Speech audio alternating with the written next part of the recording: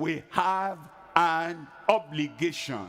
We have an obligation. I'm looking at Numbers chapter 21, and I'm reading from verse 6. And the Lord sent fiery serpents among the people, and they beat the people, and much people of Israel died. I need to help you understand when God brought them out of the land of Egypt, all of them, men, women, children, boys, girls, middle age, younger or older, the elderly, when God brought them out of Egypt, he said, you're going to a land flowing with milk and honey. He didn't have death for any of them on his agenda, on his plan.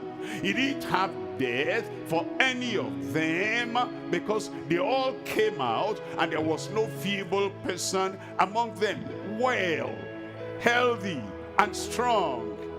Any death that took place in the wilderness, they brought upon themselves. These people were now on their way, and they were going to the land of promise. You will get to the land of promise. I will get to the land of promise. No death in God's agenda for any of them.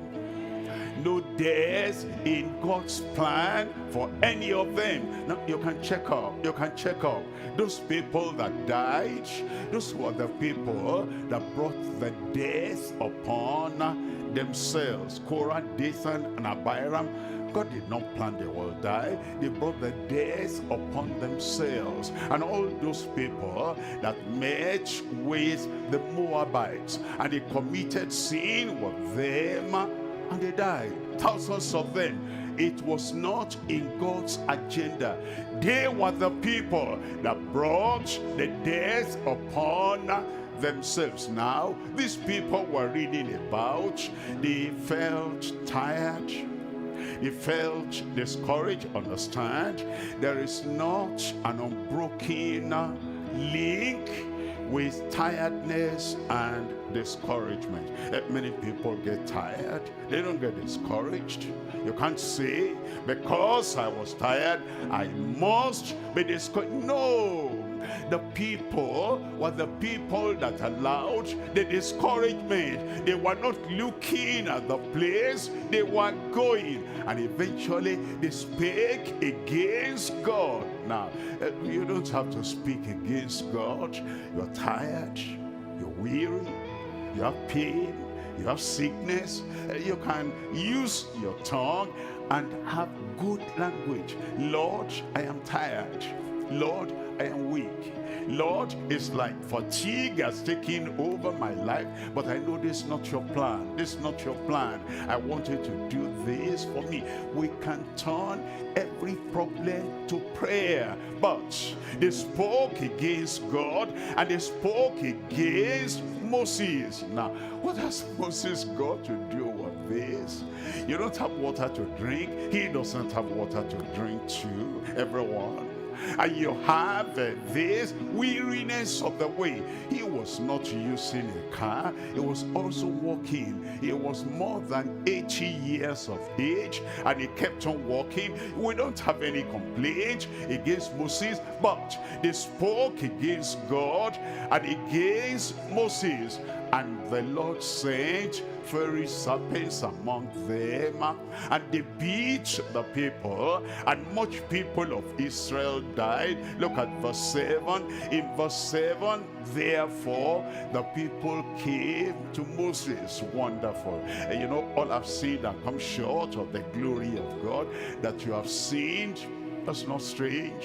A driver will drive, a swimmer will swim, a farmer will farm, a sinner will sin. It's in the nature.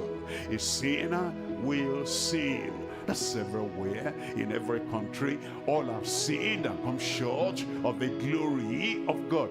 But the obligation we have in our faithfulness to God is that once we're discovered, we have seen, we come to the Lord. And they said, we have seen, for we have spoken against the Lord and against thee. They said, we come. We're not coming to complain now. What are we to complain about? We see that many are dying because of the fiery serpent. We cannot complain. We cannot murmur. We cannot say anything now. We know the reason why. When you know the reason why, then you come to the Lord. If you have HIV/AIDS, I know the reason. We don't complain. We don't insult God. Did God send you to that place where you caught HIV/AIDS? No, it's the work of our hand. We know we have venereal disease. We cannot complain. How did I have venereal disease? You know now. You know what happened. And you have that insanity. The evil powers tormenting you here and there. Can we complain to God? No. We know why what is happening is happening. The sinner will have suffering. The sinner will have sickness. And because we know the root of our problem, we come to God. We don't run away from God. We come to God. And they came to God and said, we have sinned, for we have spoken against the Lord and against thee. Pray unto the Lord that he take away the serpents from us. And Moses prayed, for the people. You'll be prayed for tonight, and God will answer the prayer of faith.